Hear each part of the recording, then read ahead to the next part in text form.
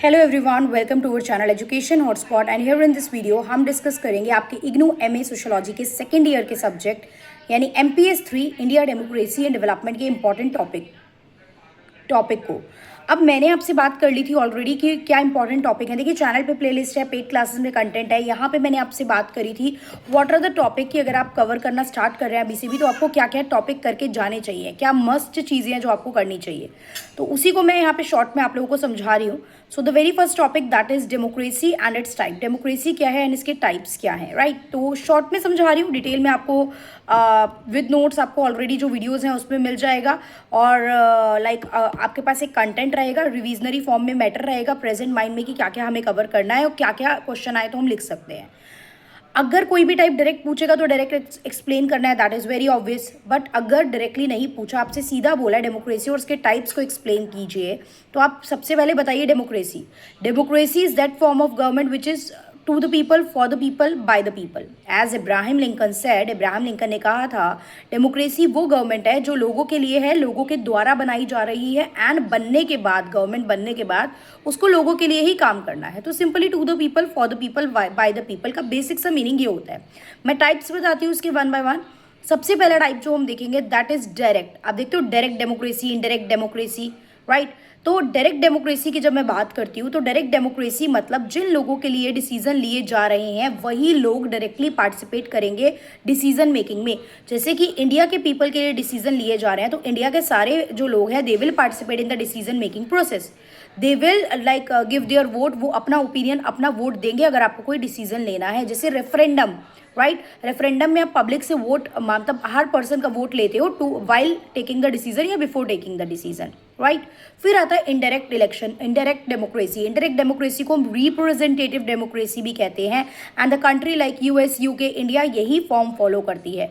Representative democracy में क्या होता है, सारे पर्सन, सारे इंडिविजुअल, सारे सिटीजन वोट नहीं करते, बल्कि हम सिटीजन अपना एक रिप्रेजेंटेटिव चुनते हैं जो गवर्नमेंट का हिस्सा बनता है एंड वो रिप्रेजेंटेटिव फिर लॉ मेकिंग में वोट करता है। जैसे कि इंडिया में हम वोट करते हैं तो एसएलए के मेंबर चुने जाते हैं, लोकसभा के मेंबर चुने जाते हैं एंड देन वो मेंबर्स हमारे लिए क्या बनाते हैं, लॉ बनाते हैं। तो ये हो गया इनडायरेक्ट डेमोक्रेसी। फिर आता है substantive democracy and procedural democracy, right. दो और टाइप आते हैं, डायरेक्ट क्वेश्चन आ सकता है इनसे, शॉर्ट में आप समझ लीजिए। देखिए, सब्सटेंटिव डेमोक्रेसी इज समथिंग जब आपको एक्चुअल में रियलाइज हो गया कि what are the major democratic values, कि एक्चुअल में सिर्फ इलेक्शन आपने करा दिए, वो डेमोक्रेसी नहीं है। इलेक्शन कराने के बाद एक रिप्रेजेंटेटिव आ गया, क्या उसके बाद सोशल जस्टिस मेंटेन हो रही है, क्या उसके बाद इक्वालिटी मेंटेन हो रही है, इक्विटी आ रही है, क्या फ्रीडम है, क्या ह्यूमन राइट्स सबको प्रॉपर मिल रहे हैं, तो ये सारी चीज़ें, क्या सोशल वेलफेयर हो रहा है, अगर ये सब चीज़ें तभी हम कहेंगे yes substantive democracy is there. Otherwise election आपने करा लिया and then ultimately inequality exist करती है, इक्विटी नहीं है, जस्टिस नहीं है, लोगों का वेलफेयर नहीं हो रहा, तो उस डेमोक्रेसी में सब्सटेंटिव डेमोक्रेसी हमें देखने को नहीं मिलती और उस डेमोक्रेसी का कोई मतलब भी नहीं बच जाएगा, राइट। फिर आता है procedural democracy. As it is clear by the name, the procedure मतलब स्टेप्स टू बी फॉलोड, क्या स्टेप आप फॉलो कर रहे हो। तो देयर इज सर्टेन पैरामीटर जिनके बेसिस पे आप कहते हो कि एक कंट्री जो है वो डेमोक्रेटिक नेशन में आती है। तो parameter like free and fair election होने चाहिए, parameter like universal adult franchise, जैसे इंडिया में 18 years and above have the right to vote, तो वो यूनिवर्सल एडल्ट फ्रेंचाइजी आप फॉलो कर रहे हो, रूल ऑफ लॉ आप लेके चल रहे हो, जुडिशियरी आपके पास जो है वो इंडिपेंडेंट है, जुडिशियरी इन्फ्लुएंस नहीं है आपके यहाँ पे एग्जीक्यूटिव एंड लेजिस्लेटिव से।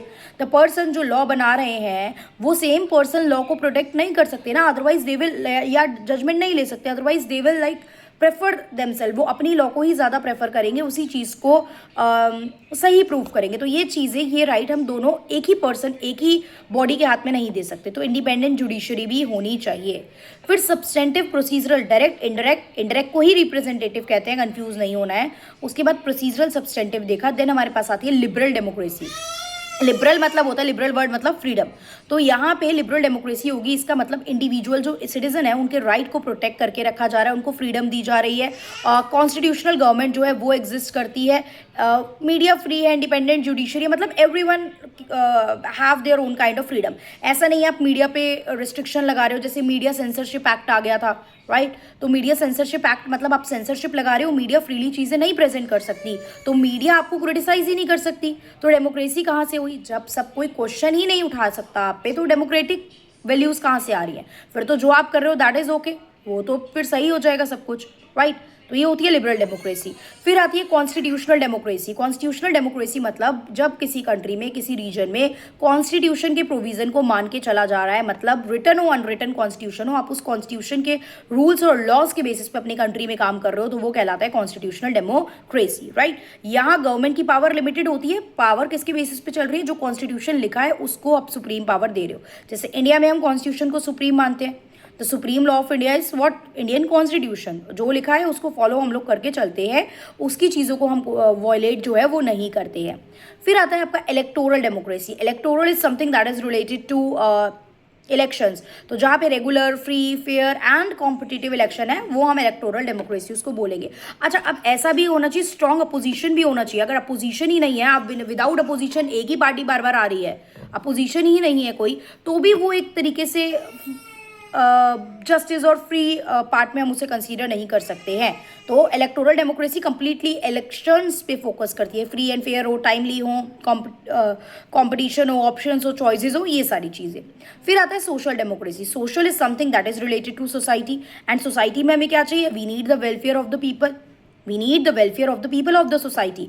तो ये आपकी डेमोक्रेटिक गवर्नेंस, मतलब जो आप गवर्नेंस चला रहे हो, जिस तरीके से आप देश को चला रहे हो, गवर्नेंस मतलब how government is running the nation, government किस तरीके से नेशन को चला रही है, तो वो गवर्नेंस होता है। तो जो आप गवर्नेंस कर रहे हो उसमें सोशल जस्टिस होना चाहिए, सोशल वेलफेयर होना चाहिए, लोगों को अपॉर्चुनिटीज़ मिलनी चाहिए, पब्लिक के पास चॉइसेस होनी चाहिए, पब्लिक सर्विसेज आप प्रॉपर वर्क करके चलो, सोशल सिक्योरिटी होनी चाहिए, ये सारी चीज़ें। जैसे नॉर्वे, स्वीडन, डेनमार्क, ये इस चीज़ पे सोशल डेमोक्रेसी पे भी काफ़ी हद तक काम करके चलते हैं, right. So see the democracy and types आए तो try to explain all these type. अगर किसी स्पेसिफिक टाइप से क्वेश्चन आता है उसी को इलेबोरेट करना है, फीचर्स बताने हैं, एग्जाम्पल्स बताने हैं, राइट। बट अगर सीधा सीधा टाइप आता है then you need to explain all these direct, indirect, indirect कोई रिप्रेजेंटेटिव होते हैं, procedural, substantive, electoral, constitutional and social, ये सारे आप यहाँ पे एक्सप्लेन करेंगे, लिबरल, राइट।